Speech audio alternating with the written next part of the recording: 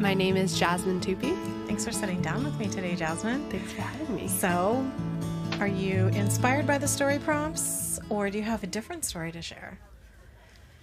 You know, the first thing that comes to mind, and it's the first question, but share a time when you were affected by climate change. My hometown is Vacaville. It's somewhere in between San Francisco and Sacramento. And I know I've always been aware of environmental change and climate change. But it really hit me when there was a wildfire, and my parents called me and they were like, if we had to take anything from your room in case we need to evacuate, what should we take? And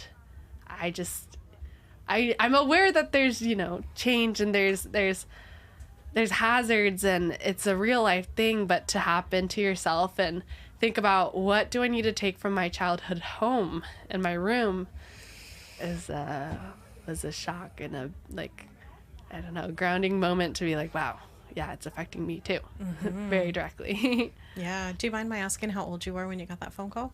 Yeah, I was around 21. I think I was still in college, so I still had all my things in my childhood room. Yeah. And was your home safe? Yes. Thankfully, they were not evacuated, and the fire didn't reach close enough for that evacuation.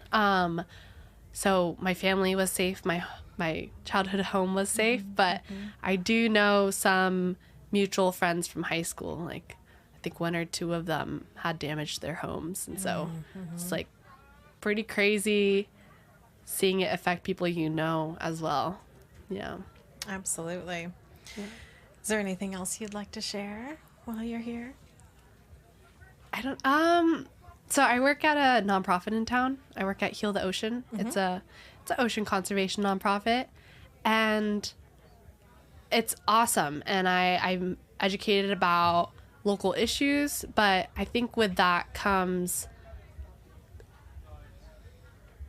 what's the word? Climate anxiety, because it is something you're hearing about constantly, and it is the echo chamber of all these updates that aren't optimistic. And so, but I think working through that sometimes can be difficult, but I try to stay positive, because my boss once said something along the lines of, it's better to do something than nothing at all. And everything does count, and that's true. So that's what keeps me going, and I would feel worse if I did nothing. Yeah. So you go to work every day and you do something. It's at the forefront of my mind. Yeah, all the time. Yeah. Thank you for working for Heal the Ocean, local nonprofit. That's beautiful. Oh my gosh, and thank you for this. This is important. Storytelling is powerful. It is powerful. Yeah. Thank you, Jasmine. Thank you. Yeah. Thank you for having me. Thanks for squeezing us in. Amazing. How long have you been at Heal the Ocean? Just about 2 years now. Yeah.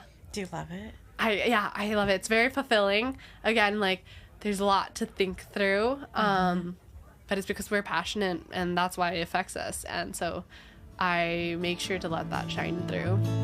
Yeah. That's good work. Yeah. Oh, thanks for having me. We have all received a gift, an expected or anticipated gift for a birthday, anniversary, retirement. Each time we receive that gift, whether it meets our expectation, we feel something. Happy, sad, disappointed. The gifts that are unexpected, unconditional, small or large, have the potential of changing the trajectory of a life. Someone pays for your groceries when you're out of money, leaves you a big tip just when you think you can't afford your rent.